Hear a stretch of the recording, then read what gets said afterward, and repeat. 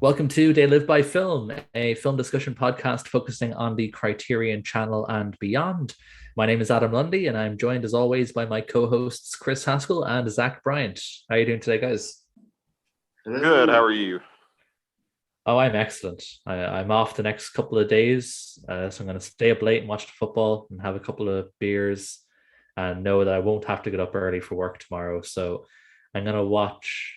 I'm gonna watch a long film tomorrow. So I try and do those on my days off because I don't really have time in the evenings. So I've already been sort of planning all week what I'm gonna watch on my days off. So yeah, I'm doing real good.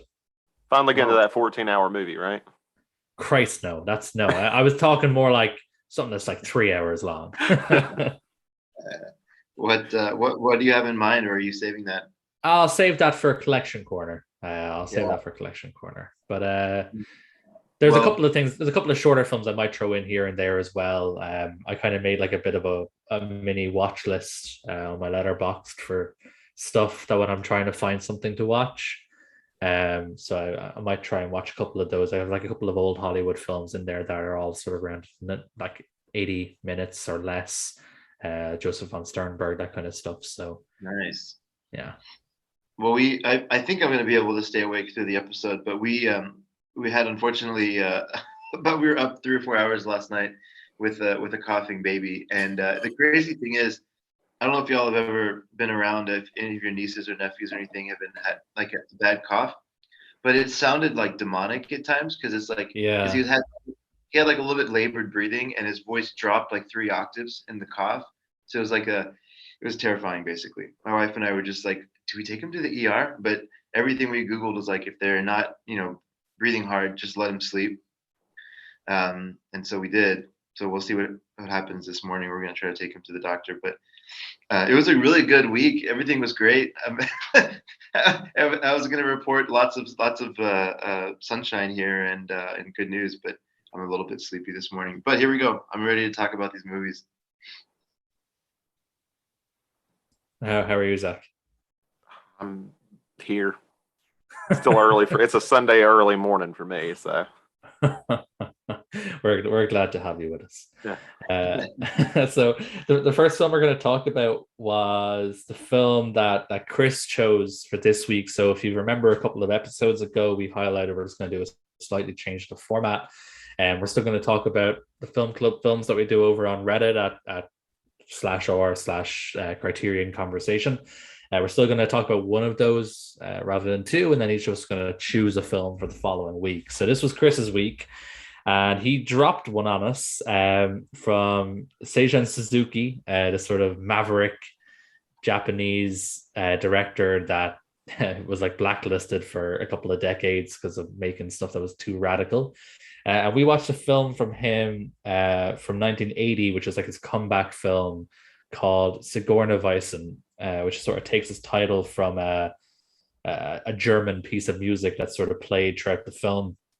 Just to give you kind of a brief rundown, if you haven't heard of it, I wouldn't be surprised. It's kind of it's a bit of a sort of what's the word? I've completely lost a normal word. It's not like a Sure. hard word. Obscure. It's a bit of an obscure film. Arrow did put a release out of it as part of their Taisho trilogy set that came out a little while ago. But the rundown of the film is a surreal period film following a university professor and his eerie nomad friend as they go through loose romantic triangles and face death in peculiar ways. Um, I think you can kind of describe this film as nearly anything, and it would kind of be right. It's very much a blank canvas. Well, Yeah, that's what I was gonna. That's what I should have asked you to do, Adam. I was like, describe the movie without reading what it's about. yeah. I would struggle. I would struggle. Both this film and the film we're going to talk about later. Like, I'm not gonna lie, I don't really know what was happening 90% of the time. This one's maybe I'd maybe even going out on a limb here and say maybe this one's maybe a bit more straightforward in terms of its plot, but it's an interesting film. As I said, sort of Seijun Suzuki, he was a bit of a radicalist in his early days. He made films for Nikatsu, wasn't it, Chris? Yeah, that's right. Nikatsu. Yeah. They were sort of known for their kind of film noir films, but in Japan. And he made a very radical film, which a lot of listeners have probably at least heard of, called Branded to Kill, which is kind of like if you took a Yakuza film and then subtracted any semblance of plot or again, I've lost my words. Any sort of background is what's actually happening. It's just basically weird action sequences and weird sex scenes and groovy music. And that's Branded to Kill. And after that, he got like blacklisted from the studio, but he finally made his comeback with this film, which is just as sort of bizarre, but in a different way. I suppose we better just sort of start it off. Chris, this was your week. So did you like this film? Had you seen it before? I don't think you said that you'd seen it before. No, I had the Arrow Academy release of the Taisho trilogy, so I was looking for an excuse to watch this. Okay. Just real quick, so They Shoot Pictures has it at 29.38. I'm surprised it's on there. I'm not going to be, and I don't mean that in a bitchy way. It's just because it's a little bit obscure. Yeah. Well, this film. So okay, just as a quick 30-second backdrop of this film. So I had to learn a little bit because there was no mention of Taisho anywhere in the movie. So I was like, well, why is this called the Taisho trilogy?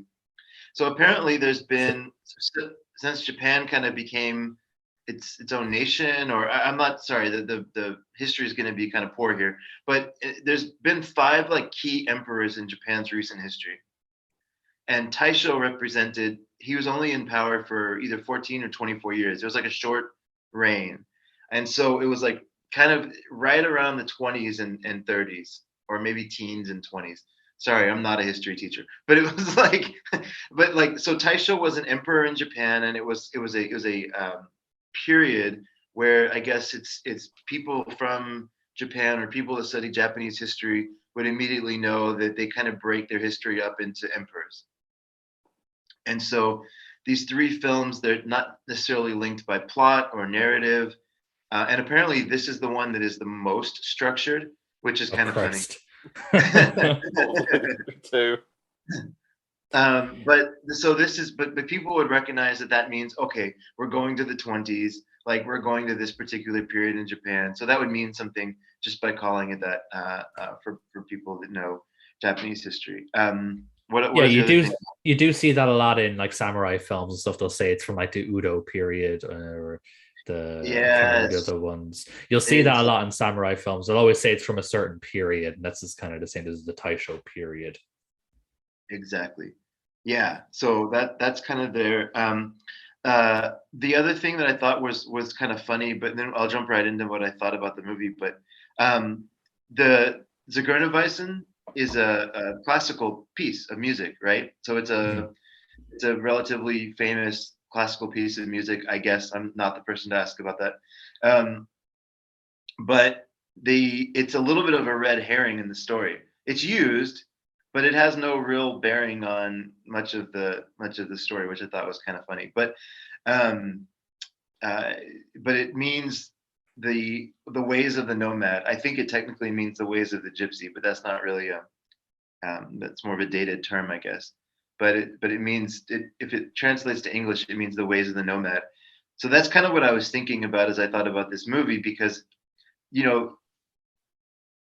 don't know if I like this movie or not. That's my long-winded way of getting to that point.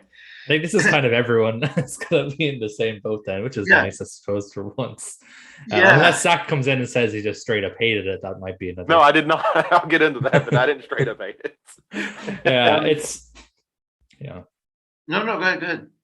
I was going to say, like, with these kind of films, I often struggled, like you said, to figure out if I actually like it or not. It was engaging, which for me, me, I don't really like. Once it gets past 2 hours, I start to dip. Like, it was engaging. It has, like you said, it does have a structure despite being odd. It does seem to have some kind of structure, not as obvious. Like, it doesn't say like 5 years later or stuff between different periods, but it's sort of inferred. I don't know. It's a really odd film, and therefore kind of makes it hard to say, yes, I like this movie. Would I rewatch it? Probably not. Would I go off and tell people to actively not watch it? No. If someone said to me, "Oh, I'm thinking of watching Zigeunerweisen," I'd first off be like, "Who are you? You must be some weirdo. I don't know anyone who would know that film."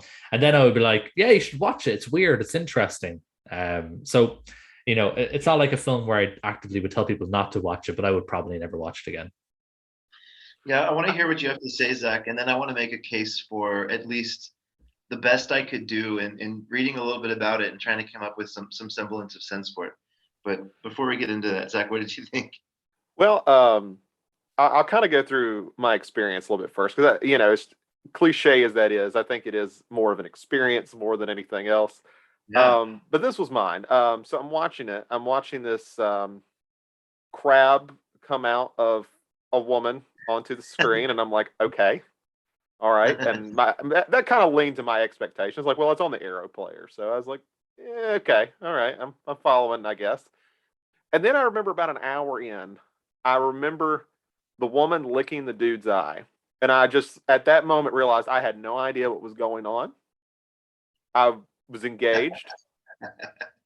And by the end of it, the only thing I kind of figured out was, I don't know, maybe it's a ghost story. I was guessing. I was like, I guess it is. Because there's an actress who plays two completely different characters that has nothing to do with it. I had to confirm that because I was like, I think that's the same actress. And I looked it up. Okay, it is the same actress. Yeah. That's something. I mean, I stayed with it all the way through. I have a chance to I did kind of what you did, Chris, and I started looking a little bit in the history. So that was kind of fun. I didn't know a whole lot about that part of Japanese history. I remember there was a part I looked up about like the kids who were singing that song, and I cannot say the part of China they're singing about because that's not going to go well. But essentially, what they're singing about is a part where Japan was occupying this area in China, and a bunch of atrocities happened. And I'm like, okay, I don't know what that has to do with anything else, but that's a cool factoid. So everything's kind of loose about my thoughts. I have no generalized thoughts, so I'll love to hear what you have to say, Chris. Much like the movie. Pretty much. Yeah. I'm trying to remember the kids song now. I wonder. Can't even necessarily. What part Do you of the movie? mean? Are you talking about the blind people? Well, I'm trying to think of exactly where it's at. They go to the beach, and there's just these kids singing singing about this song. It's not a major part of the film by any means. It just kind of caught my attention because I'm like, what does this have to do with anything else? I'd say there's so many little moments that we all sort of took away. Everyone else has kind of completely forgotten about. Yeah, it's interesting that you sort of brought up the ghost story because I was kind of towards the end where I can't remember what. It was the same actress like you mentioned, but I can't remember what name she was going by at the end. But it's sort of like the nomad character's second wife, and she's coming looking for the copy of Sigourney Weisen. And there's even a part where the main character, the German professor guy, he's the guy who teaches German. He's not German. But anyway, when he confuses the two characters who are played by the same person and thinks he sees a ghost. So I was like, okay, I guess that's where this is going. Because he seems very confused when he does meet the woman the other actress plays. And the way that she's sort of portrayed in those scenes towards the end, it's very sort of, it is almost very ghostly. She sort of standing outside a bit far away. It's not like, she can be gone up and touched or anything like that. It reminded me kind of like, like Quaidan, or not Onibaba, what's the other, Kuroneko, that the other Shinoda film. So it kind of reminded me of that. So I do get where you're coming from that point of view. Now, whether or not it's actually a ghost story or who the fuck knows? I mean, I just kind of went because the little kid asked for his bones or something towards the end. I'm trying to remember now, but I was like, because there's a whole thing with bones throughout the story as well. The dude, the nomad character, who really reminded me of, I don't know if you guys have got this. He really reminded me of Toshiro Mifune. Oh no, totally. Yeah, you got that too. Cool. Glad it wasn't just me. Very much reminded me of like his character in Seven Samurai, mixed with the look of Yojimbo. But what was I saying? I've completely forgotten. Actually, oh yes, no, Bones. Yes, he has obsession with Bones being pink or something, and then his bones are not pink. I don't know what that means, but that was his obsession with the films. Okay, just real quick on that. I think it actually made me wonder, because I've always thought Mifune was brilliant in the way that he was so kind of right on the edge of insanity with his characters, some of his characters, but he always seemed to have wisdom in his craziness, right? Like obviously Seven Samurai jumps off, but it's not the only time that he just plays very large and big and crazy, but he does it in a way that it's like he's not wrong. So it's an interesting thing. But I wonder if that's almost more of a part of Japanese theater now, because watching this character, he was so much like Mifune when he was at his craziest. It actually made me wonder if that was more of just like a Japanese theater kind of thing. Because I think Suzuki and Kurosawa, they both were really into theater. That's one common thread between them two. But okay, so here's what I wanted to kind of chat about, because I think like, although I'm sure it's interesting to hear us just call out random scenes for 40 minutes and talk about what they were. I was trying to think about, is there anything that I can do to kind of like tie this narrative together in my head, or tie what the meaning of this in my head? And the closest thing I could think about is, it felt to me like the whole movie was contrasting somebody who's like rooted, right, and safe in their choices, and somebody who's very tethered to reality, of very practical, right? That anything you want to like ascribe to that personality. Like they teach German, which is one of the most structured languages. They are in a military academy, which is one of the most structured institutions. They're very safe. They don't do anything, really bold, or where I'm going with this. And that's obviously Aochi, right? Then on the other hand, you have the opposite energy. So everything that the other character does, Nakasago, everything that he does is the opposite of that, right? It's untethered, it's free. It's like he was a German teacher, but he left, and now essentially he's just traveling. He's a nomad, and it's contrasting these two the whole movie. But it's not necessarily doing so with judgment on either one. Like I never felt like one was specifically called out as better or worse. And I'm happy if y'all disagree. I'm just kind of positing this here as like trying to do my best to make sense of this. Are you? Yeah. Sorry, go ahead. No, continue. Well, I'll let you finish your point. Just the last part, because it's contrasting these two the whole time, but at the same time they're connected in a lot of ways as well. So they're certainly not separate, but they're complete opposite energies. So I just want to leave it. I just want to stop there for a second. Are you basically saying that Nakasoko is Tyler Durden? I'm not even joking. That's interesting. I'm not. So the whole time, Chuck Palahniuk and then what's the guy, Fincher, are just ripping off Zigeunerweisen? Maybe. Look, I'm only kind of half joking when I say that. It's just when you were describing that, all I can think of was Fight Club. Spoilers for Fight Club. Spoilers for a 22-year-old movie. Sorry, guys. Interesting. I'm not trying to say that Nakasoko and Aochi are the same person or anything like that. But perhaps that duality is on purpose to sort of highlight, this is what, the more grounded person is, the positives of being the more grounded person. He has structure in his life. But then on the other side, being less structured, being more like Nakasoko, he maybe enjoys life a bit more. And, Aochi's wife is more attracted to that than she is to Aochi, and she has an affair with him and all that kind of stuff. So I'm not out here saying that Aochi and Nakasoko are the same person. I don't mean it as a literal connection between, Fight Club and this film, but just more so in the sort of generalized idea of having this sort of dualities of persona sort of coexist, and their differences very much highlighted. Well, that kind of sums up the time period itself, right? Like this is when Japan is becoming much more Western. This is, yeah. And so you have this duality of East versus West. You have one character who's still wearing a more traditional Eastern clothing, and then you have the other who's wearing much more Western. He's a German professor. So I think there is, something there. That's probably is the point now that y'all mentioned Fucking that. solved it. Solved it. Myth busted. Doesn't make me understand it more, but I Let's get the go. point. I wonder if that's why audiences responded so well to this, Zach. That's brilliant. I wonder because that tension is. That's a good question. So did audiences like this movie? Oh yeah. Shit. So Okay. so this went from literally no no theater would show it because he was blacklisted, right? So he literally rented a tent and showed it outside of a building, and that was how the film premiered. And it sold out so much that it moved into theaters and then won the Japanese Academy Award for Best Picture. I mean, that's Oh actually shit. pretty cool. That's impressive. Yeah.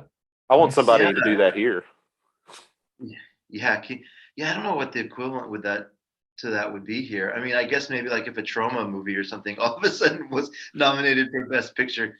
I mean, But I maybe think if it's Trumbo had done that, like when he was blacklisted, for maybe being communist, I mean, that might have been an equivalence. Well, you've actually just brought up a really good point there, Chris, right? By comparing it maybe to Trauma. So obviously Suzuki was known in the sort of early part of his career as a sort of radical filmmaker, showing all this crazy shit and everything like that, being very much essentially taking B movie aesthetics, putting it into a Yakuza setting and removing all exposition.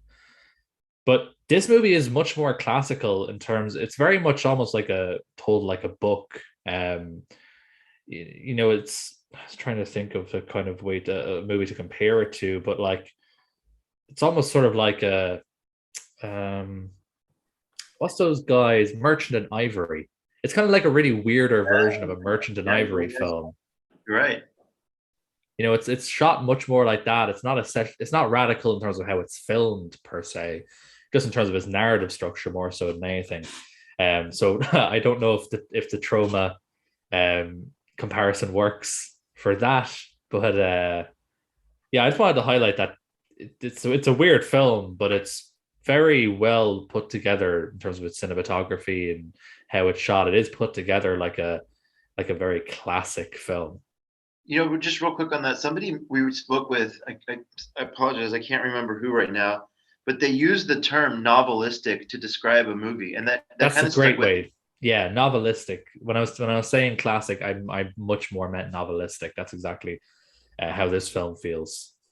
Huh. Do you remember the Koreeda film we saw in the film club? Still Walking, I think.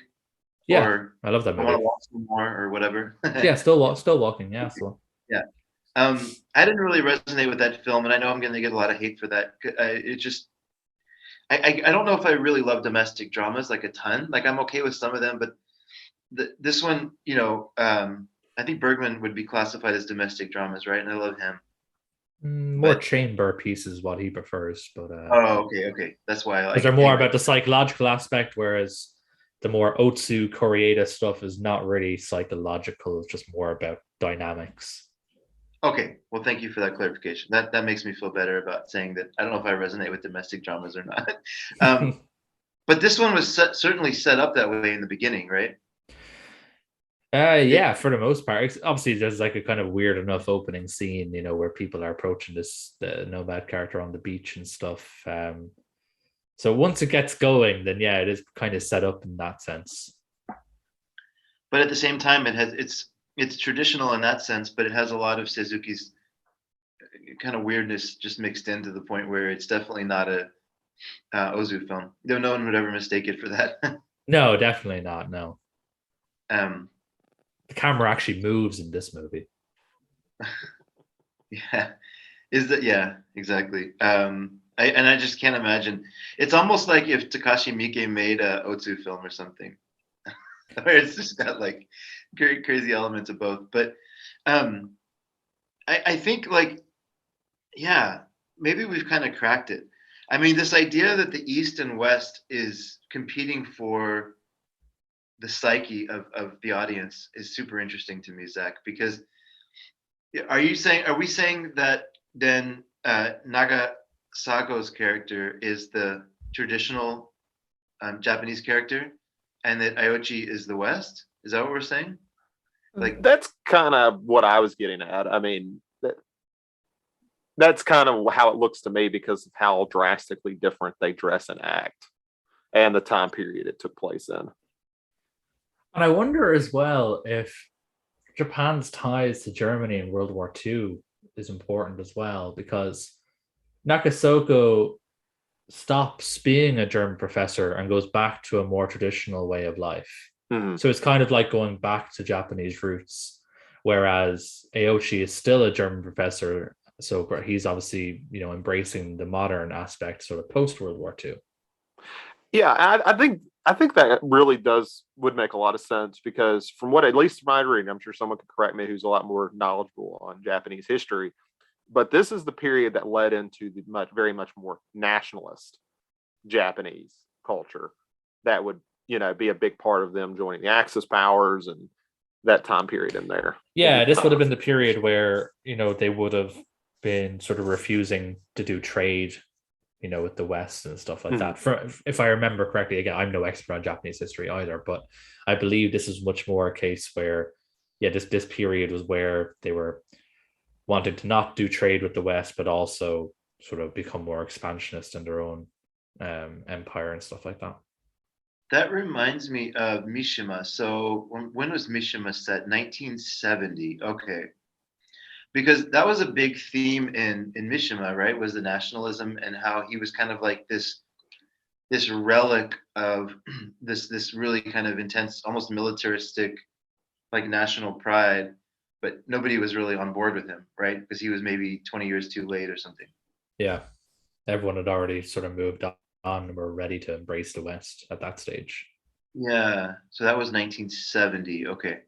So that means that probably by 50, yeah. So after World War II, you're saying there was a strong rise in nationalism? No. Well, prior to World War II, that's what it led to their expansionism. yeah, this kind of, from my understanding of what I read, this era where what we would kind of equate to, I guess in the U.S. is like the flapper girl era, the jazz 20s. That's kind of what this era is to them. It's a lot more open to things like that, open to other cultures, and so, I don't know the details, but ultimately this is what leads to a more nationalist feel for Japan, which of course will lead into World War II and them joining with Italy and Germany. Interesting. It's almost like the pendulum is swinging both ways.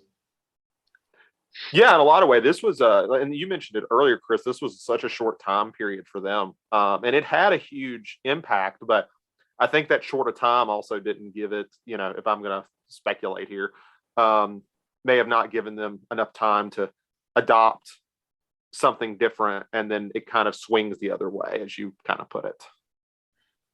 Yeah. Okay. Interesting. Well, I don't really know where to go with that without embarrassing myself thoroughly as it goes to history. But I did want to call out quickly the traveling, I guess, tribe or traveling group of blind singers. I thought they had an interesting use. Have y'all seen a lot of the Zatoichi films by chance? I own the No, box set, actually, but I haven't seen it. I was actually it's something that I'm gonna get started on pretty soon. I'm gonna watch at least the first one. I was actually only researching it last week just to see, if they were on the channel and stuff, which they are, which is nice. Well, they're amazing if y'all get a chance to. I haven't seen all 27, but I've seen 15 or so. I love them thoroughly. But there's the theme in the Zatoichi movies is, if you look like across the films, it's the idea that the blind masseuse it can see more than anybody else, right? Because he listens as opposed to just like uses his eyes.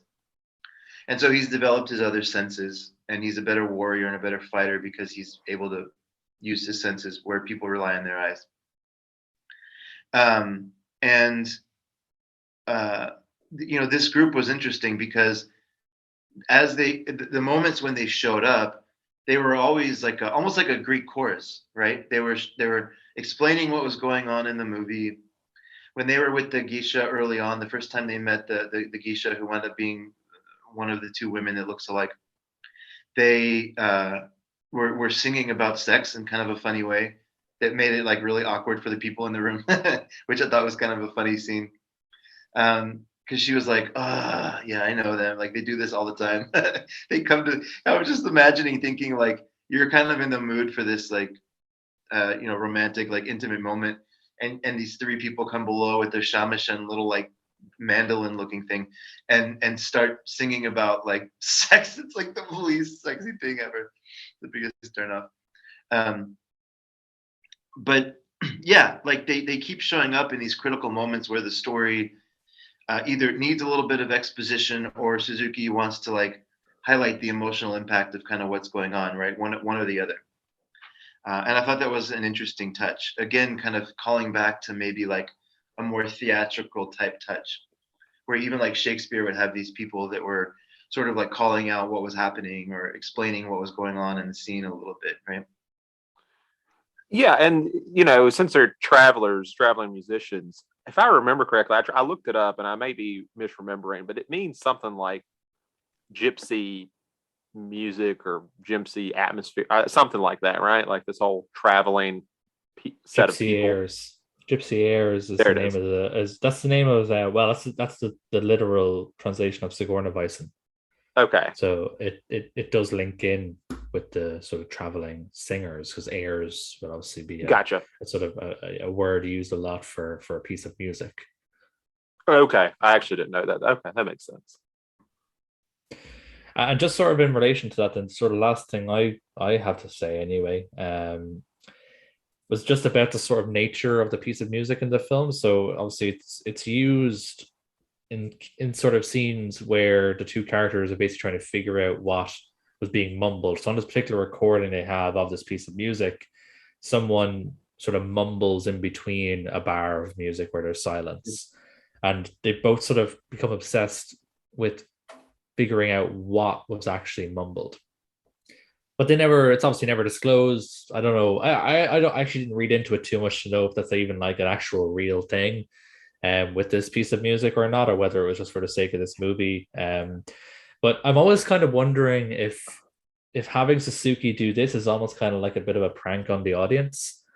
Um, because he has these two characters so obsessed with trying to figure out this one little mystery, and he himself creates a mystery by them not finding out what it says. So in a way, we're kind of becoming like Aochi and Nakasogo, where we're trying to watch and pick up, or trying to listen and try and pick up what's happening, but it's never revealed. And same way that the sort of mumbling on the piece of music is never revealed. I love that. That's kind of I'm so glad you came back around to that. I think the whole piece of music is essentially a red herring, right? They don't it doesn't have any significant bearing on understanding the plot, right? It's something that they love. It's a part of their life, and it even leads to an argument there at the end. But I wouldn't say that understanding that music or knowing what those mumblings are has any bearing on the story at all, right? And that's what I'm trying to say as well, though, because Yeah. these characters, they're trying to understand what's being said, but it doesn't change the music. Just like us trying to figure out what the movie means doesn't change the movie. Oh, exactly. Sorry. Then yes, 100% yes. Yes, that's exactly right. I thought that Hitchcock did that, right? Like that was a comment. I'm not saying Suzuki copied Hitchcock, but he set up red Yeah, herring. red herrings are used a lot in film noirs, but Hitchcock as well. Like he would use them more as a way of progressing a plot. Like the tape canister in North by Northwest, for example, or the money in Psycho. It's an object used to progress the plot, whereas Sigourney Weisen is kind of like an anti-red herring, because you think it's going to progress the plot, but it in no way has any bearing really on what actually happens. So it's kind of like an inverted version of that. Well, maybe that shows his noir training coming through. Maybe he can't help it. Yeah. As I don't know what else there is to say about the movie, honestly. Is it worth talking about the ghost structure of this? Because essentially the movie dissolves into just like a very, very, very loose connection to reality, right? I don't know if it's a dream at the end or if it's an afterlife that's going on, but it descends into like just very loosely being connected even to reality, right? Yeah. What it even means, I suppose, is what we're saying before. I'm not even too sure. And I don't know if there's any point in us trying to figure it out. It's as the film goes on, it does for sure become less and less sort of grounded in reality for such a novelistic, to bring back a phrase we used earlier, to bring such a novelistic film into the sort of realm of maybe magical realism. Yeah. It's an interesting turn. And obviously, like Zach mentioned before, it does have that ghost story element, especially towards the end, with Nakasoko's second wife, I suppose, at this stage. She has a very ethereal presence. What it all means, though, I don't have a fucking clue. I think Adam said it best. That's about where I'm at. No, it's a perfect spot to end it.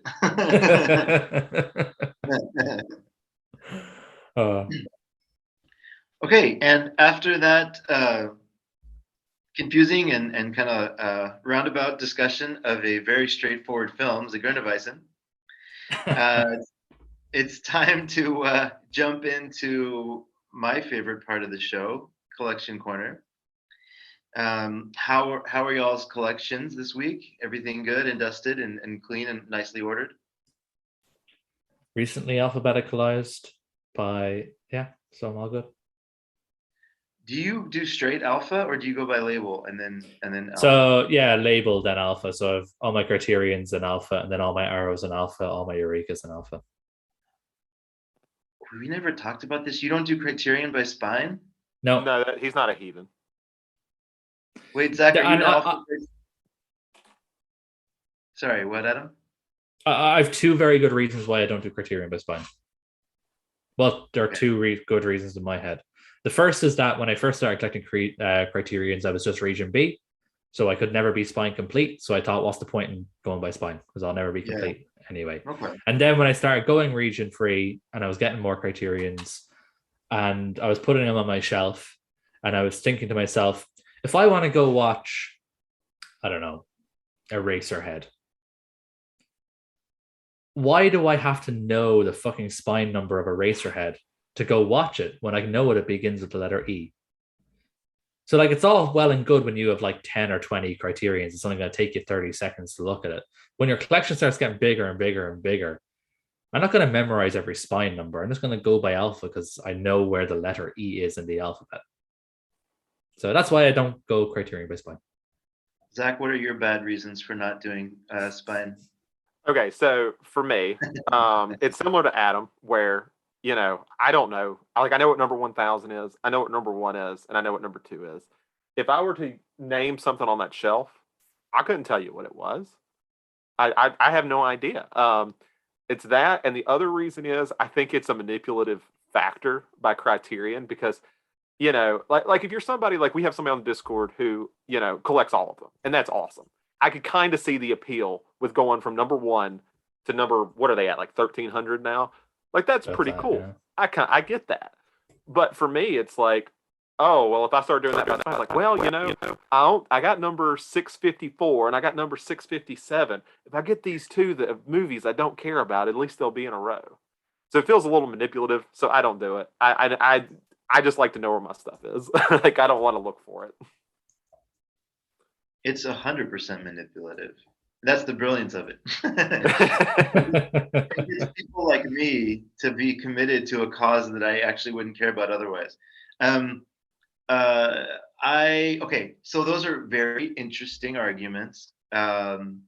Certainly, I understand them. How many times do you go back to the Criterion shelves for movies over the course of a 3-year period? Like the same movie. Like how many times are you watching that same movie over a 3 to 5 year movie?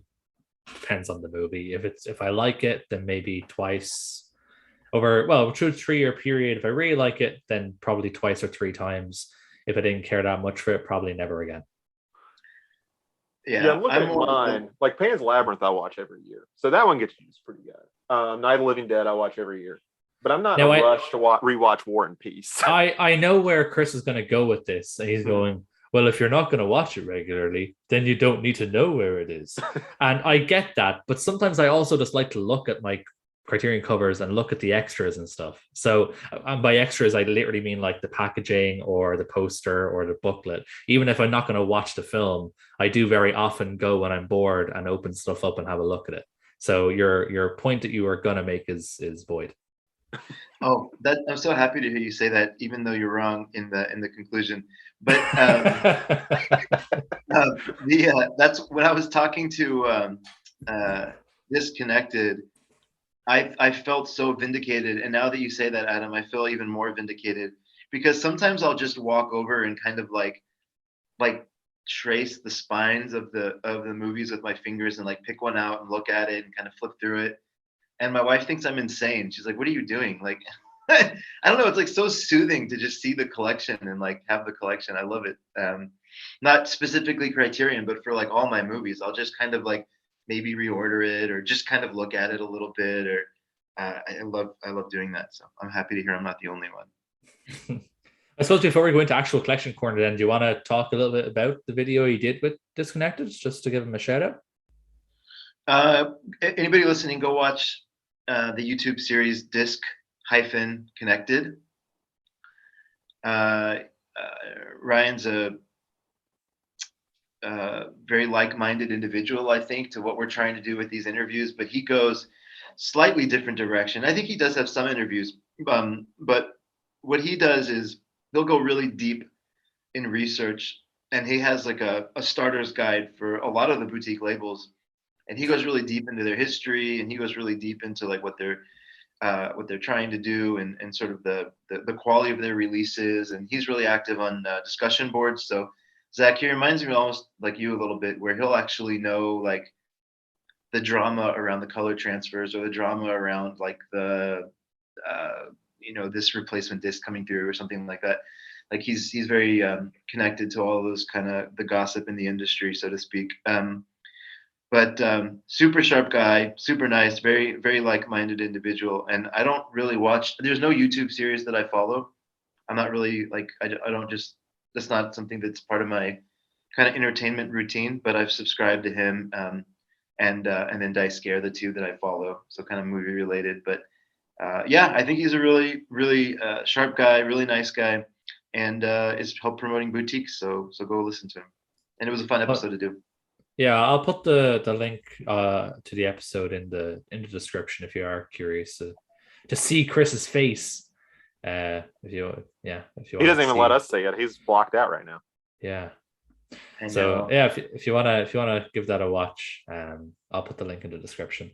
Who wants to jump in with collection corner first? Then anyone? Mine's short. I can jump in real quick. Big thing for me. I haven't really gotten much boutique label stuff right now. I got my Blue Underground stuff, so I'm complete on that. That's great. It's a huge money hole. So that was fun. The big thing I got this week is something that's not boutique, but I got Halloween Kills on Steelbook. I'm super excited. Finally, I'm back complete on that as well. And that was one that was aggravating because it was sold out the moment Best Buy put it up for, to buy. So it was out of stock, and then they had like a 2-hour restock that I was able to jump in and pay way too much money for, but at least better than eBay prices. Yeah. And so there it is. That's kind of been mine. I don't have a whole lot going on right now. Fair enough. That's nice. That's what about you, Adam? So I spoke a couple of weeks ago that I was waiting for a Eureka order to come in for some stuff, Chinese films especially, because I was trying to get into that kind of stuff. So finally came in anyway, a little over a week ago. Haven't touched any of the films yet, but I will be watching one of them tomorrow, which I'll talk about in a sec. So let's go through what I got. So I got their release of Jackie Chan, Police Story 1 and Police Story 2. Obviously, I've seen Police Story 1 because we watched it. Well, I had watched it myself, and then it was picked as a film club film. This is not an actual Masters of Cinema release. This is just part of their Eureka Classics line. So it doesn't have a spine number or anything like that for the completionists out there. But The rest of them are, I believe, well, two of them definitely are the next two, which are both by a guy called King Hu. I don't know if you guys are familiar with King Hu, but Yeah, yes. he essentially is like the granddaddy of the wuxia genre, apparently, from what I've been reading. So I got two films from him. First one is Raining in the Mountain, which is on the Criterion channel. Really lovely artwork on it. I was more so enticed by the artwork than the film's plot. I'll be honest, I don't even remember what it's about. But that is on the Criterion channel at the moment. It actually was part of one of our polls. And I can't remember what film won. I think it was the one that went to a tiebreaker recently enough in the last few weeks. But yeah, it's on the Criterion channel if you're interested. The one film from him I am going to watch tomorrow, which apparently is like the granddaddy wuxia film. It like was a huge influence on Crouching Tiger, Hidden Dragon, and that is A Touch of Zen. So it's 3 hours long. I heard it's meant to be fucking awesome. I don't know. Have you guys seen A Touch of Zen? Chris, I heard you go oof. I love that. Yeah, no, that movie is amazing. Have you That seen a was lot good. of? Whoa, what happened? What? Sorry, you Sorry, both a talked lot at the of same thunder. time and it kind of yeah. Sorry, what were you saying, Zach? I said it was a good oof, apparently. Oh, okay. Yeah. Okay, and Chris, what were you gonna say? It was a good hoof. Have you seen a lot of wuxia films before? No, I saw Crouching Tiger, Hidden Dragon many moons ago before I even got into film, and I thought it looked awesome. But I wasn't really following the plot too heavily. But Yeah, no, yeah. I don't think other than Shang-Chi, which I don't think we're gonna count, then the answer is pretty much no on wuxia films. It's just beautiful filmmaking. It's just very theatrical. Like I love it. It's Yeah, very.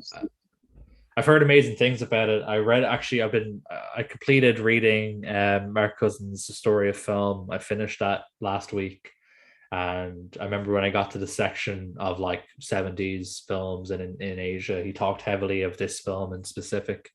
So yeah, I'm looking forward to watching that one tomorrow. The last one then that I got, which obviously has a Criterion release, which has more films than this, is the Once Upon a Time in China trilogy. It's called the Once Upon a Time in China trilogy, but this set actually includes 4 films.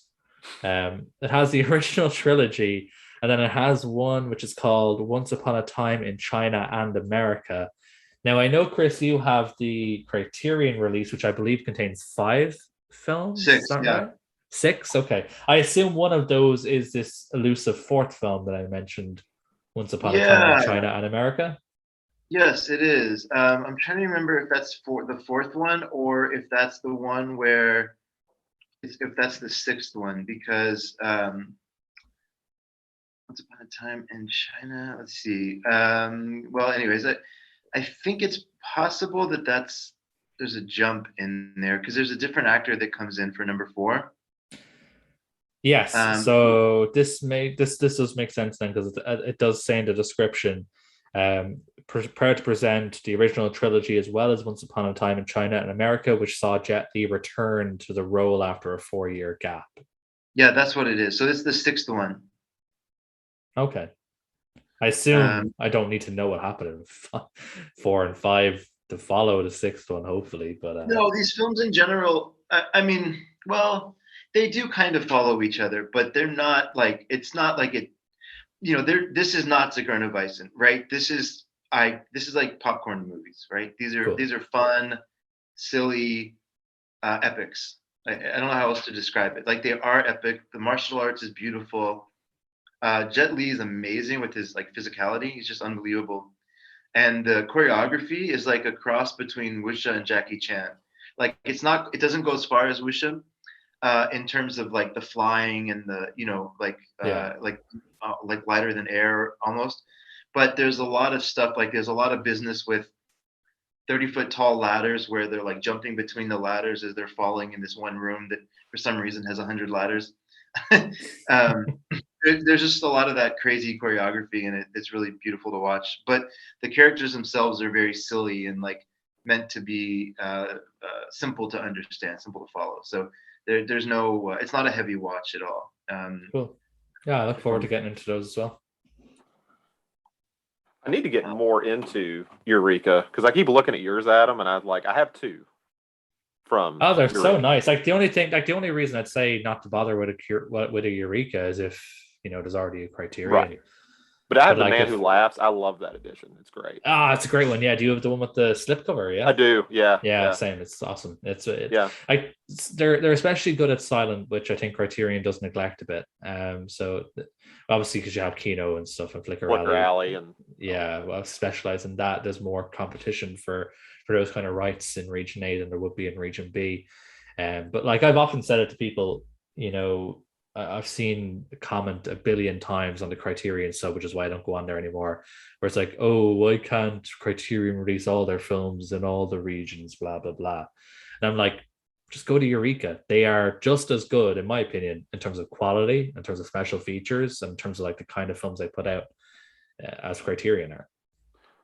yeah, And they're I cheaper. thought, yeah, it is cheaper because I got The White Reindeer after you recommended it, which was, for a movie, it's kind of like I don't know, it's probably more like known in that part of the world, but it's something I've never heard of, something that seems really obscure, but it has a great transfer. It looks good.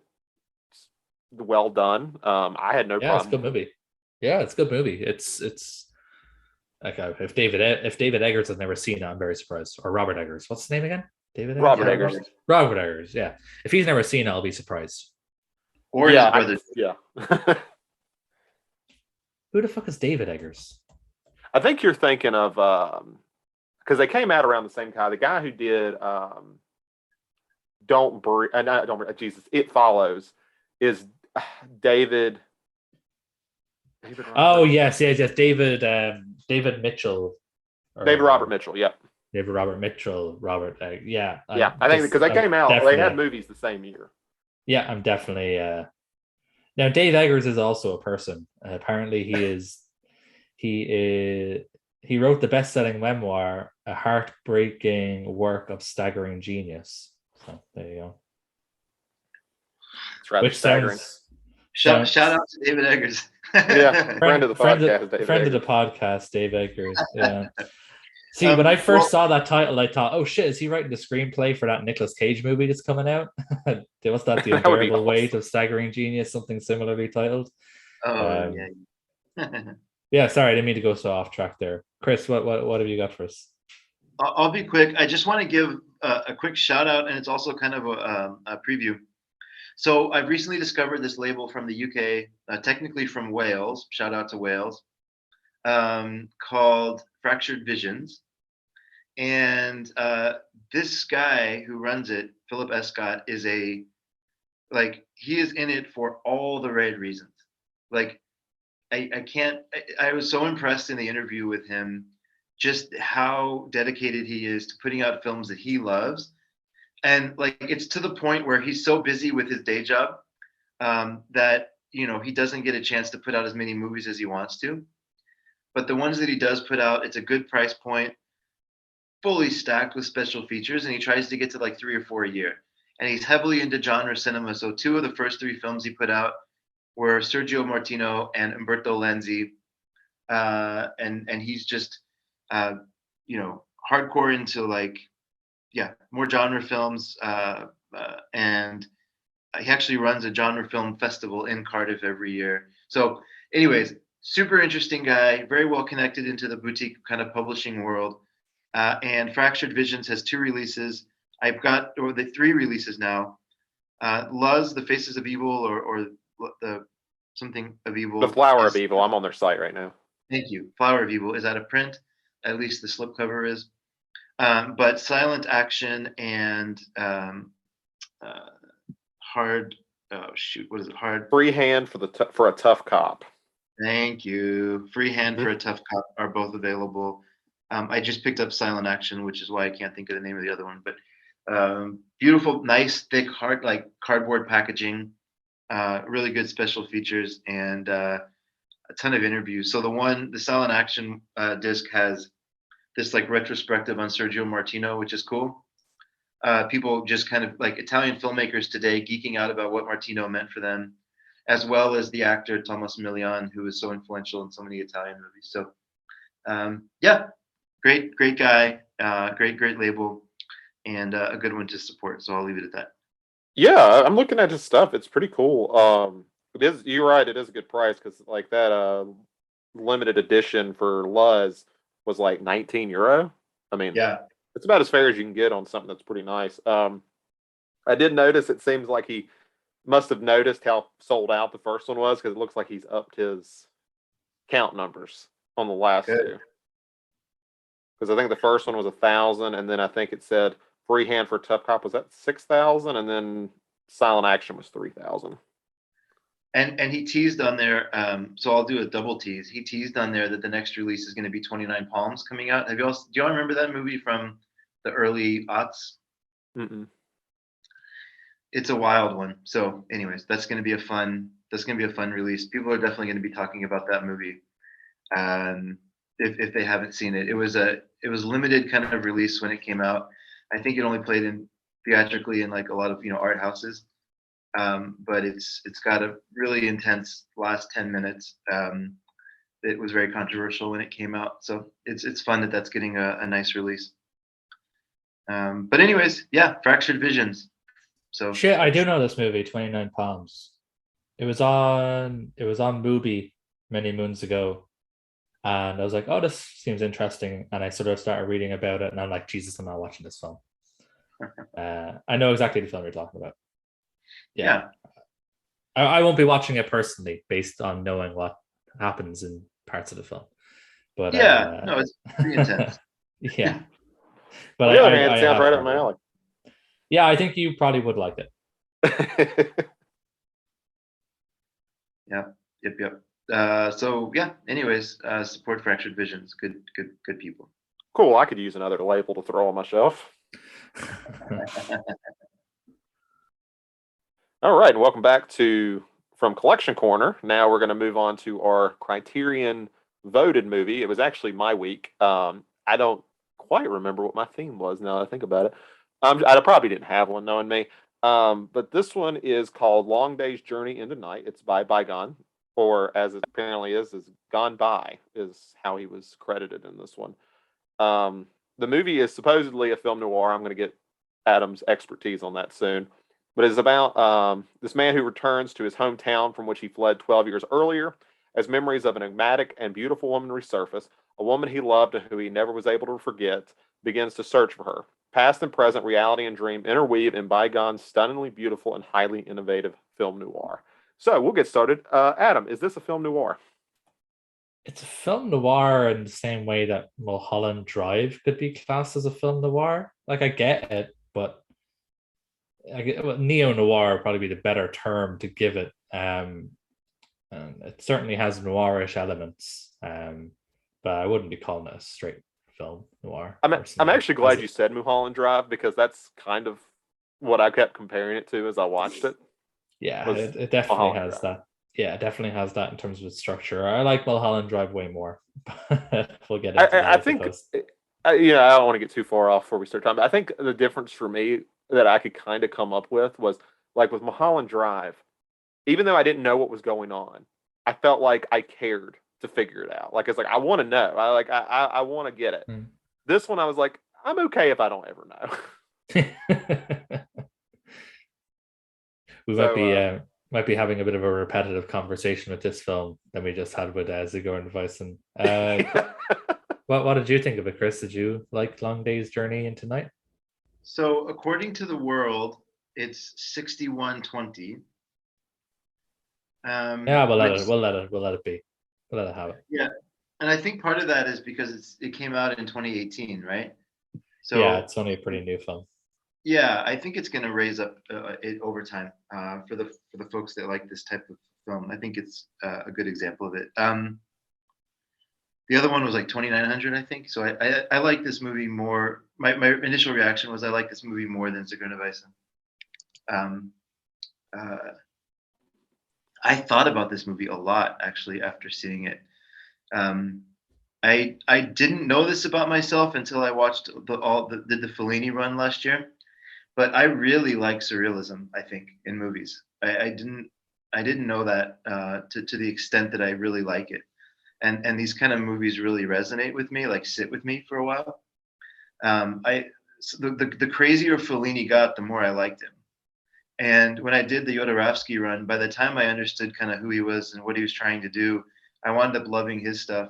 And so I think I think I love surrealism. I've learned about myself this year. And there's elements of surrealism in this. I don't think it's all that, but there's enough non sequiturs and kind of, you know, the surrealist type of imagery and stuff that the film really resonated with me on a kind of an emotional level. I really liked watching it. I had to restart it 3 times because I got about an hour into the movie and I thought I missed something. And so the second time through, I stopped it and I like researched real quick, and I was like, oh, you're not supposed to get everything. Okay. So then I kind of like the third time through, I kind of sank into it. And so I've seen the first half 3 times.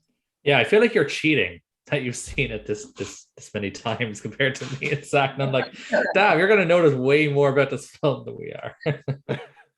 I don't recommend that from a sanity standpoint, though. I was so frustrated. But the biggest thing that tripped me up is how the second half started, where he was just pushing that cart into the mine. You know, I was like, what is going on? But anyways, as I sank into it and just let the movie kind of happen, as opposed to trying to understand it, I enjoyed it more. I'm sure we're going to talk about it, but the fact that he choreographed and planned and executed a one take that's essentially the second half of the movie, was it 50 minutes or something, is 59 amazing. minutes. 59 minutes. Mm-hmm. What a marvel. To just the part of me that would ever think about being a filmmaker is so overwhelmed by something like that size, to have it all go perfectly. So I'm impressed with that. Yeah, you know, there's more to dive into here, but my first reaction was, I think this is a movie that's meant to more kind of hit you at a emotional level, rather than have a super long discussion about it. And it worked for me. I really enjoyed this one. Can I give my hot take on the whole one take with this one? Oh yeah. Which at least I assume it might be a hot take. Maybe Yeah. Adam will agree with me, but I don't know. It really bothered me that it was in the movie because I don't really get why. Like it's technically a technical achievement. It's incredibly difficult to even do that, even in a digital age. It's incredibly hard. Kudos. But I felt like at least like 20% of it was just us walking behind the character or watching their feet. And I'm like, but why? Like, it doesn't feel like less of a journey if you just cut. Like, I don't know. It just didn't, like, I just kind of sat there and I was like, I kind of get it. It's a dream aesthetic sort of thing. But yeah, I don't feel like it added anything of value. I get where you're coming from. I think there's a few different ways you can look at it. Like, I don't really care too much about this movie. I'm not going to lie. I'm not going to sit here and say I loved it or anything like that. You know, I didn't really care too much about it. There's a lot of things I liked, but there was a whole lot more I didn't. But one thing I will say, that last hour is one of the great technical achievements in cinema history, just in terms of how it was put together, choreographed. This is not a simple case. Like, I know you're saying it, you know, camera following the guy around, but obviously there's a hell of a lot more to it than that. There's crane shots, floats over an entire village, and manages to keep it all. Technical marvel, one of the greatest things ever sort of done in film from a technical standpoint. Now, on the other side of things, did it need to be done? No, it didn't need to be done. It held no real value to the narrative in terms of like we didn't need to, like you said, we didn't need to follow him, you know, doing various things. It doesn't actually add anything to the plot. So it's unnecessary. But at the same time, I'm kind of glad it happened because it's really fucking cool. It's pretty much the only part of the film that I will say that I enjoyed wholly. Like the first half of the film, there was more so bits and pieces I liked. Like, I liked the aesthetic. It looked kind of like a Wong Kar-wai film with the reds and the greens. It kind of reminded me a bit of In the Mood for Love in that respect. So there was bits and pieces I could take from the first half of the film that I can say I liked, but I pretty much liked all the second half. And a lot of that came down to, you know, just how engrossing the one shot idea is. Is it a bit of a gimmick? Yeah, sure. But it's still engrossing. Yeah, I mean, I don't want to downplay that it wasn't difficult. It absolutely is difficult. It took a lot of work. I guess I struggle to, I guess, find the reason for it. Like, I just use an example that's famous for one shot. We'll take Birdman. We'll take however you say his name's film. That made sense. Like I can connect why it's there. I can sit there and connect to, okay, it's the whole thing's a play within a movie. It's about a filmmaker making a play. So the one shot, okay, that's how plays are. There isn't cuts, there isn't anything to take advantage of. I get that. I can connect with that. This one, I was like, it's a dreamlike, so I get that to an extent, but it's just like I would have cut there. Like, and I was like, I get it. It's a great achievement. I don't want to downplay that, but I guess that's why I had a hard time like connecting to that one shot. Like, I was like, cool that it's done. Like that's really neat. They did But it I don't know because if the they could, content basically. matched for me. Yeah, like they did. It's a case that they did it because they could, and rather than to benefit the actual narrative of that section. I mean, you could say that for a lot of the one take movies, I guess, if you really want to be like down on him, right? Like, is Rope? Yeah, Rope. I was literally thinking the same thing. Rope doesn't need to be one shot, and it's not Yeah, and I think technically. Hitchcock agrees with that too, right? Like, didn't he later come out and say, "Yeah, It's a one shot gimmick. doesn't make sense." Yeah, and it is technically it isn't even one shot. I think it's like 3 or 4 spliced together. Yeah. Yeah, but it doesn't need to be, obviously. There's a Bruce Campbell movie called Running Time. I think that's one shot. I mean, there's a few examples. Like I can't think of a lot of them, but so I don't know if this is going to be cheesy or not. I'm going to try this, and I just want to kind of set the mood because I feel like the poem in the beginning of the movie sets the mood for the film. So, are y'all okay if I just quickly read it? It's not long. Yeah. Just to get people into the mindset of what I think really captures like the spirit of this movie and like the tone of it. So he says, "Whenever I saw her, I knew." Oh, and by the way, if I pause, it's because there's those like ellipses after the word, so it's like that's where he's pausing. I guess I'm not like searching for the words. Okay. Whenever I saw her, I knew I was dreaming again. And once you know you're dreaming, it's an out of body experience. Sometimes you float upwards. In my dreams, I would always wonder if my body were made of hydrogen. If so, then my memories must be made of stone. So I think as I don't know, probably because I watched it 3 times initially, but I wrote that poem down the third time because I was curious why he chose to open the movie that way. And I really like this idea that the way he ended that poem, if the body's made of hydrogen and dreams help him float, then memories are made of stone and keep him grounded, or it's the opposite of love, I guess, in a way, right? So I think he's kind of trying to say that the memories are painful, but this new feeling of love like lifts you up, right? In a way. How I would read that is more so the memories are weighing him down. He's sort of obsessed. So, obviously the first half of the film, he's constantly sort of brought back to his friend who died. He's obviously looking for this mystery woman that he remembers from when he was sort of last in the town. So I would be more subscribed to the idea of his memories sort of weigh him down, that he sort of becomes obsessed with, people that he remembers. I like that much better. Let's go with that. That makes way more sense. And that then explains, in my head, it connects with me as to what he was trying to do with the second half of the movie. Not, a conversation about whether or not it needs to be one take notwithstanding.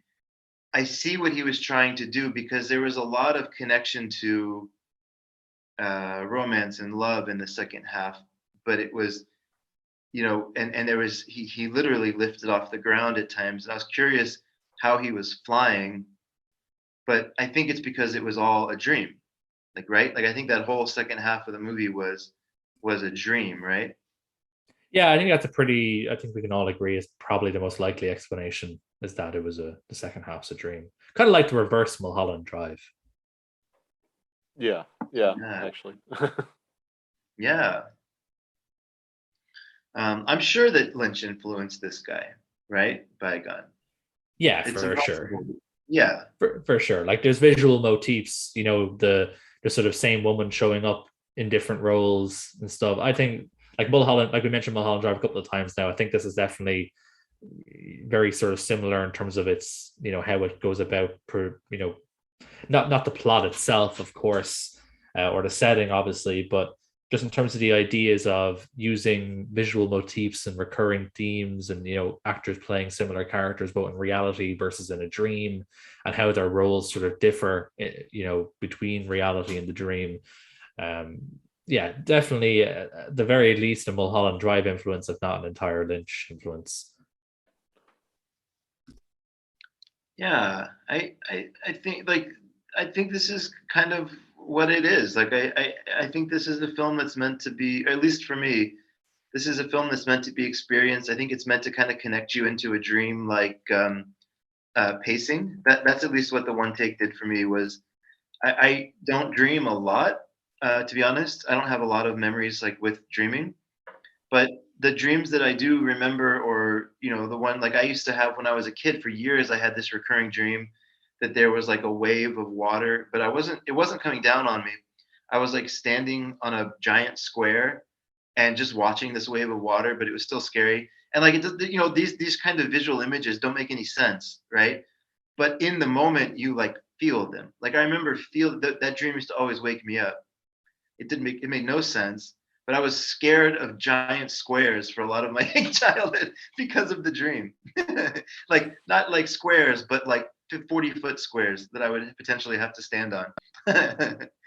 um, and like maybe I was just bad at math. I don't know.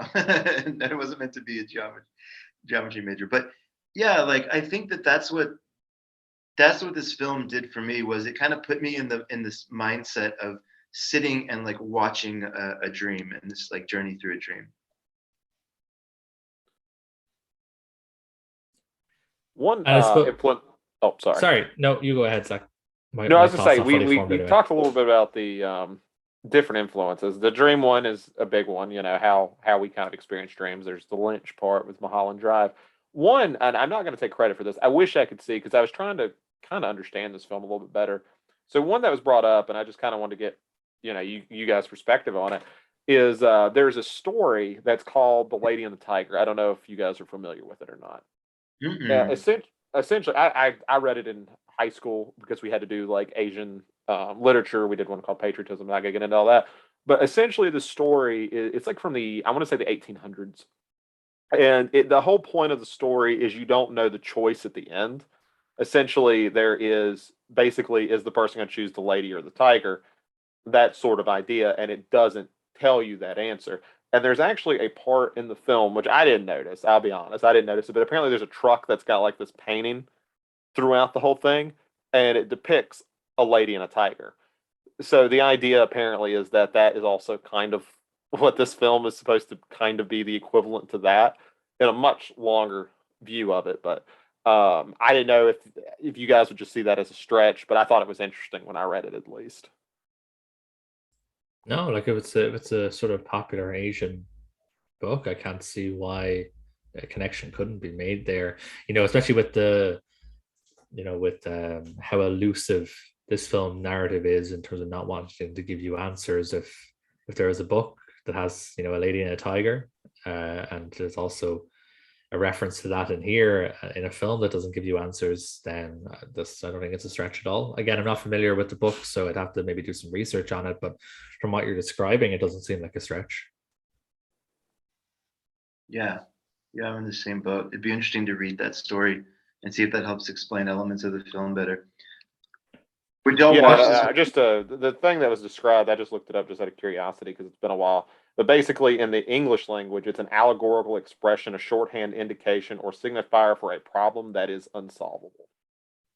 Oh, okay. Okay, and perhaps that's referring to the disappearance of this character, that the main character has been sort of searching for this mysterious woman from his past. Um, maybe he's never meant to find her. That, and then obviously he does in the dream, of course, but obviously that's, like we said, it's just a dream.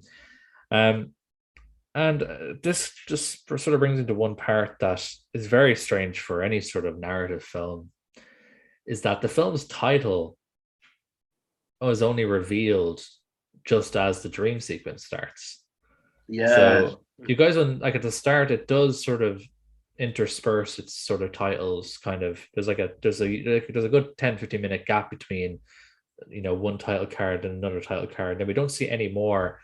And then as he sort of goes into the theater and puts on these like 3D glasses, I suppose they're supposed to be, and sort of begins to nod off, that's when the title of the film comes up, which is very strange. I thought, shit, is the film over? This doesn't feel like 2 hours. And then obviously the next part kicked in after that. And I'm just kind of wondering if we're maybe supposed to see the film as a film of two halves specifically. And that's the reason why he put this title in. With Mulholland Drive, it's a bit more loose in terms of when the dream and when the reality have actually taken place, and where the overlap is. Some people would say it's during the Silencio scene, others would say it's when the blue box is opened. I don't know if you guys have seen Mulholland Drive as many times as I have, but if that's making sense at all. But with this one, I think it's a much more defined line by having the title in there, to say that what you're going to see is essentially another presentation of the same narrative, but just in an entirely different form, if that makes sense. Yeah, because I think that it could have like kind of two different things. I think there's a utility there too, because from my understanding, this film was 3D, or at least I'm guessing that That sequence there. part, Yeah, apparently, that part is 3D. Yeah, yeah, and it kind of reminded me, and this is so completely different in terms of what the movie is, but there is when Nightmare on Elm Street Part 6 came out, that was in 3D. There's a part in the film you're instructed to, when the characters put on the 3D glasses or the glasses or whatever, that's when the audience is supposed to. Yeah, yeah. So it's almost like when he puts on the 3D glasses, it's almost like this signifier to the audience, like, hey, this is time. This is the 3D element coming up. So I think it's almost like it probably does have like that sort of meaning. I almost wonder if it's just a utility thing as well. Like when you see the title card, please put your glasses on. reminds me of Oh, 13 Ghosts with the glasses Yeah. as well. The what do they call it? Ghostovision or Spectre Mhm. Vision or something silly like that. But yeah, you're supposed to put on your ghost viewing glasses whenever the characters do.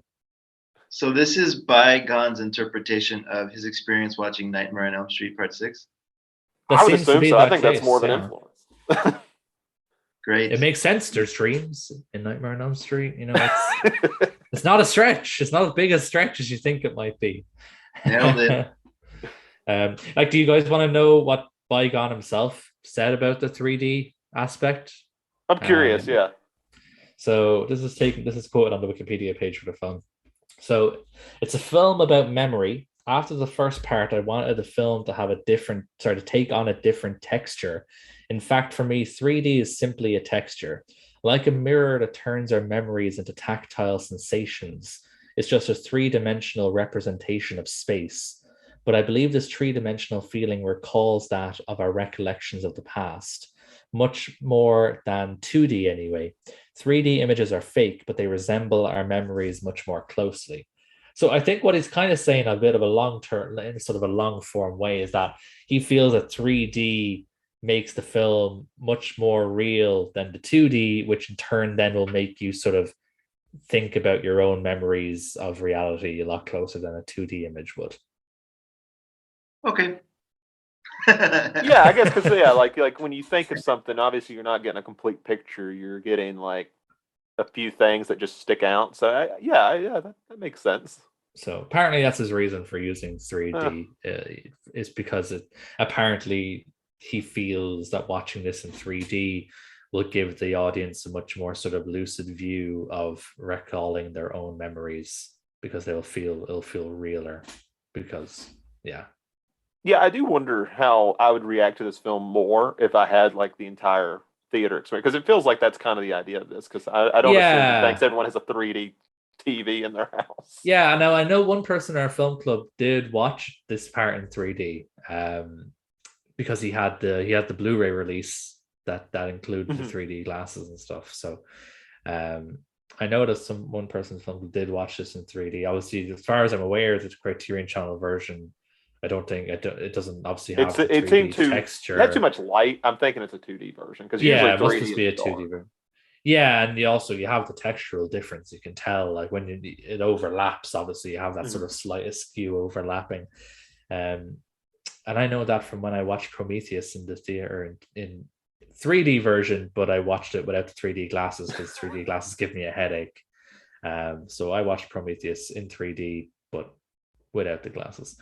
Um, so yeah, long day's journey into night. Um, weird And that film, concludes, yeah, good. weird film. That's it. Yeah, That concludes our exploration of two films we don't really understand, but are we worth bullshitted watching. our way into an hour and a half episode. Do it. Yeah. Look, I'll say the same thing for this I said as to Sigourney Weaver. Whatever I've forgotten what it's called already. I'll say the same thing for this as said for that. I'll never watch it again, but I will. If anyone said they're thinking of watching it, I'd say yeah, sure, go ahead. It's interesting. And I'm actually surprised this one won because this is one where I actually had to put the poll up, and I don't think this one was on the original poll. But then someone pointed out that I'd had a pick from like 5 weeks ago, and I was like, "Fuck!" So I just threw it on Yeah, there at the last and second. it's funny because this your theme was 21st century cinema, That's if what I it was. remember correctly, and Yeah. you put this in very early in our rotations. I did a theme on 21st century film, and this was in it, but it lost.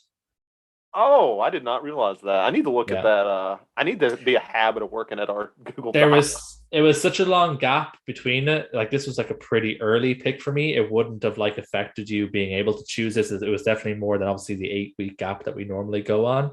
I'm just gonna pull up the list. I'm trying to remember what film won that week. Let me just pull up the watch list for this. Well, what? And I had Um, two other films on there, but I asked someone in our film club who's from Canada, like, "Hey, are these films on there?" And two of them weren't in Canada. I was like, "God, like, can't you fuck's guys use a sake. VPN like Adam does?" It was meant to Yeah. be. I think Still Walking must have won that week. Okay, yeah, that sounds right because that's 21st century. Yeah, that's the only sort of 21st century film I've come across reading.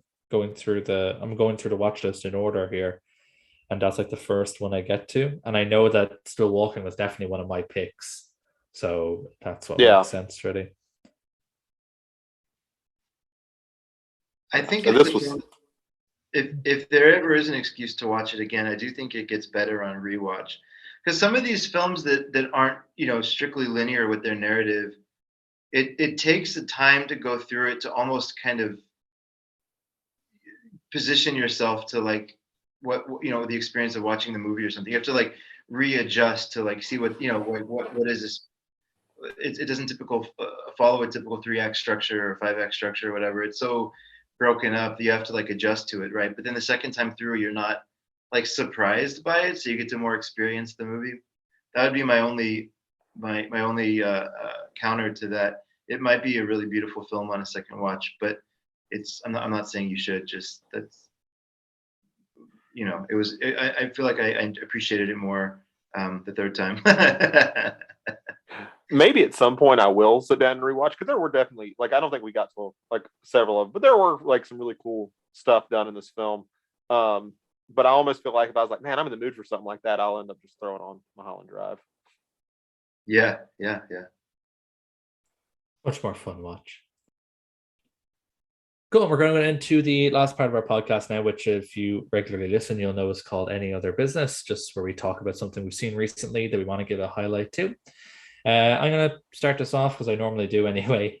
So I, about just over a week ago, watched the new adaptation of Macbeth from Joel Cohen. I had to check if it was Joel or Ethan. I couldn't remember.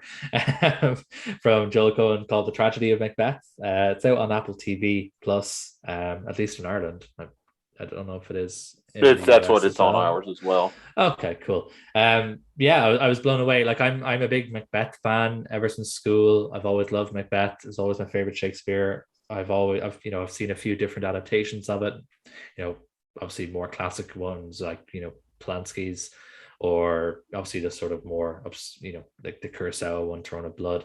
This one's definitely been my favorite so far from Joel Cohen. So I don't need to tell the story of Macbeth. Everyone knows Macbeth. But yeah, it's just incredible looking. It's a really incredible looking film. I don't know if you guys have seen sort of trailers or screen caps from it or anything like that, but it's shot in black and white, really high contrast. Sort of like it's not shot on location, of course. It's not actually shot like physically outdoors or anything like that. It's all indoor sets, but it's very much, kind of like a Carl Dreyer film. I don't know if you guys have seen many Dreyer movies, but very sparse sets, very like the castles. You just like have singular walls with huge open doorways with lots of shadow and light, almost kind of expressionist in a way. So it's an incredibly beautiful looking film. Obviously I'm a big cinematography guy, so I was just immediately drawn in by the screenshots I've seen of the film before even watching. I thought this is going to be good. But obviously the story is great. It's a knockout. It's a 10 out of 10 story. I'm not going to talk too much about the plot of Macbeth because, like I said, everyone knows it. It's an amazing story. The cast is all really good. Like, I wasn't too convinced of having Denzel Washington and Frances McDormand in the two main roles, and like they used their American accents. I thought maybe this won't work. But Frances McDormand was incredible as always. She's always amazing. Anytime I've seen her in anything, she's always great. Denzel was a little bit ropey at the start in terms of his line delivery, but like as the Macbeth character goes a bit more mad, he starts to really get great in it as well. So I thought he was fantastic also as Macbeth. So if you guys are interested in Macbeth, even if you're not interested in Macbeth, I think it's a great story. I do recommend watching it with subtitles just because it is in the original sort of Old English Shakespearean. So even though like it's not like an audio issue or anything like that where it's hard to make out what they're saying. I think it's just easier to follow the plot when you can just be sure exactly what they're saying. So if you haven't seen it yet, I highly recommend it. It's definitely my favorite film of the year so far, that I've seen anyway. It's listed as a 2021 film in Letterboxd, but it only came out in Ireland on like the 9th of January. So I'm counting it as 2022. It's my favorite film of the year so far, until I eventually get to see Scream, which hopefully that will become my favorite. But highly recommend Macbeth. I do recommend watching with subtitles, but it's an incredible film. Now you've made me want to watch Christopher Nolan's Macbeth, just so I can't like actually hear anything. Because you were talking about it's okay. I was so confused for a minute. The sound mixing's awful. Sound mix is terrible. That would be a very rough watch if you were going to watch a Shakespeare play with terrible audio mixing. That would be no fun for anyone. How did it feel with just Joel doing the movie? Did it still feel Coen Brothers-y, or did it feel like its own sort of thing? Not at all. It's definitely its own kettle of fish. This is not a. There's no levity or anything. Like you'd always find in a Coen's film, there's always a bit of levity, a bit of tongue in cheek somewhere. Even in sort of the darker stuff, there's always a bit of tongue in cheek or something in there. This is definitely its own kettle of fish altogether. This is basically Joel kind of saying to himself, like, I want to make like a Bergman-y, Dreyer-y kind of movie, and he knocks it out of the park. And you guys know I'm not a huge Coen Brothers guy. Not to say I don't like the Coen Brothers. I just, I wouldn't put them in my top 10 or anything like that. But I'd be super interested to see more of what Joel's does if he's going to keep doing this kind of stuff. I'd be very much interested in seeing what he does next. Yeah, I mean, from the sound of it, it sounds like I don't know. From interviews I've pieced together, it almost sounds like Ethan Coen kind of wants to step away from I think that's making. Right. Cool. So okay. It sounds like Joel's kind of, I don't want to say it's a tether because they work great together, but now I think it's always like I can do just whatever now. Yeah, well, look, they're two of the most successful filmmakers in American history, at least in recent American history. So, but it is still a tether. They are still tethered to one another's ideas and everything like that. So if this gives sort of Joel sort of full creative control after seeing Macbeth, I would have no problem with that. I might have to rent it soon then. I don't have Apple TV, but I assume I can still rent it on my phone and cast it to the TV. I don't know. Sure. You're the Apple guy. I'm not sure. Like the Apple TV usually has an app anyway. Like the Apple TV app and Apple TV Plus subscription are not intertwined. So if you have an Xbox or a PlayStation or even like a like an Android box or whatever, like a Roku, that kind of thing, or a Fire Stick even. I'm pretty sure you can still download the Apple TV app, but just the subscription is obviously done within the app. You can still obviously buy and rent movies outside of the subscription through the Okay, app as well. that's So what I hadn't. One reason I hadn't watched it is like I don't know anything about Apple TV. yeah, it can be confusing. It can be confusing. Yeah, it can be confusing. But the app itself, you don't have to have an Apple TV Plus subscription to use the app. You can still buy and rent movies and do other subscriptions like Mubi, go through it as well. At least in Ireland anyway, Studio Canal have their own subscription service through it, stuff. So you don't even Okay. have to have Apple TV Plus, but I don't know if that's different in the US. Um, Zach, are you okay if I go next? Just because I want you to talk about your movie that you're picking next to finish us off. Sure. So, speaking of movies that are similar in tone to other directors, I just saw Paddington 2. Have you all seen this movie? I haven't seen it, but I know it's the greatest movie that's ever been made.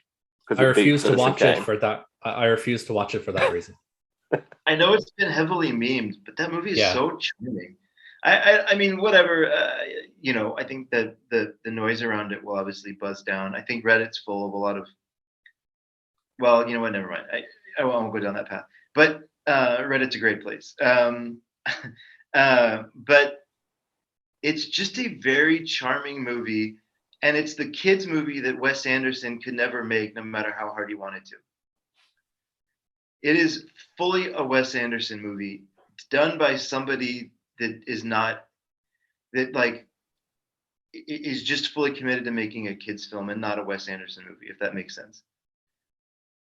It even has like a band that follows Paddington around and kind of sings at certain moments in the film when cute things are happening or stressful moments are happening. It's a little bit of, have you all either read The Idiot by Dostoevsky or seen a movie like Being There maybe by Hal Ashby? No, neither. No. It's one of the Dostoevskys I haven't read. Okay, there's this character that it's very a trope at this point, but the character that is good, and because they're so just pure in their nature and good, it's confusing to the people around them who are not good, and he kind of wins them over, right?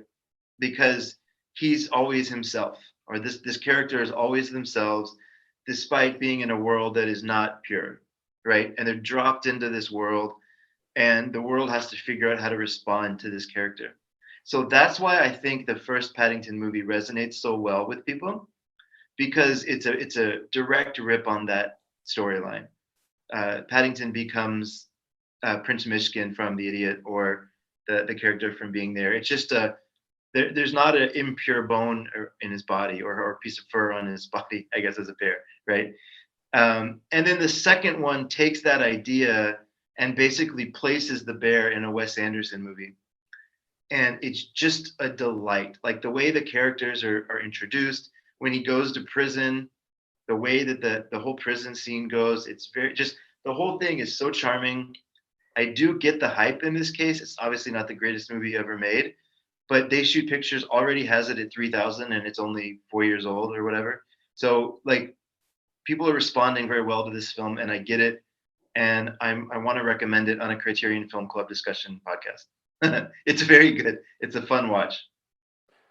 I should expect, so in the next month, I should expect to have Paddington 2 on my watch list when it's your turn, is what you're telling me.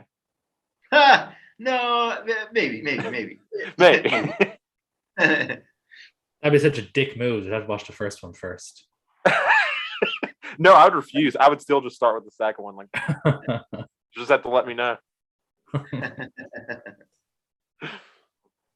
What All about right. you, Well, Zach? so I last little bit, I've been working on a project for the website for the last few months, and one of them is kind of doing a retrospective of horror from this past year.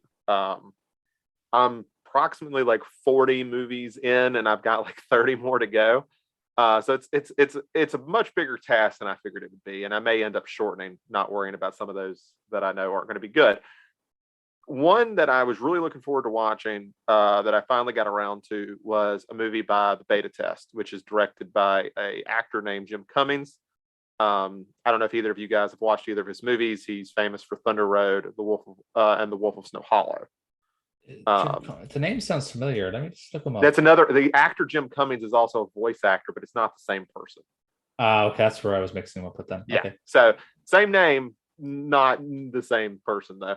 But Jim Cummings has kind of done a lot within genre films. And one thing I really appreciate about him as a director and an actor is he really puts himself in these unflattering roles. Like I take Wolf of Snow Hollow, which came out in 2020, for an example. It's a werewolf mystery type film. It was Robert Forster's last role. Really fun watch. But he plays the main character, who is the sheriff's son, who is 100% unlikable. He has no idea how to actually talk to people. He's very abrasive, and he's just not likable, like in any sort of way. And so he does that in all of his films. He's, in Thunder Road, he's an alcoholic that is ruining his own life. He always plays a cop and things. Actually, Adam, I know something you've seen him in. So in Halloween Kills, do you remember the cop at the beginning who was shot by the other cop? Jesus, no. I know it's been a while, but it's the same actor. He always ends up playing a cop and stuff. Okay. The answer is no. anyway. I do not remember that one explicit scene. Yeah, I thought I would just add. It was in the flashback scene. Oh shit! Yeah. Sorry. Yeah, and in the flashback to the original Hollow. Yes, I do remember that when he tries to shoot Michael and he shoots the cop instead. Yes. Yeah, the cop that gets shot is Jim Cummings. That's the actor. So he ends up playing a cop in most things. But this one, he's actually not. The movie is called The Beta Test. And essentially what the film is about is he plays a character that essentially wants to be Harvey Weinstein. Like, he works in that type of firm. They produce films, and it's just kind of the fallout from all that. And he gets this purple letter, and asks him what his sexual preferences are. He's in the middle of planning a marriage, but he decides to fill it out and turn it in. And then they hand him a letter of an address of where to go meet a person and put a blindfold on. And he becomes obsessed because of this sexual experience or whatever. And it kind of goes into this whole conspiracy of, while he's trying to figure out who this woman was, he's trying to plan a wedding with his fiance the entire time. And he continues to be incredibly unlikable. But there's just something about his performance that is just so almost charming. Like, as unlikable as it is, how much you just really hate him, and you'd hate him in real life. You can't help but kind of like him at the same time. So I really recommend it. It's like $7 to rent, but I think it's absolutely worth it. I think he is just a really great young director and actor who I'm just really excited to see kind of what else he does. Wow, nice. That wraps up this week's episode of They Live by Film. If you want to read more of our thoughts, visit theylivebyfilm.com. And you can also follow our Letterboxd, Reddit, and Instagram accounts from the links in the description. For now,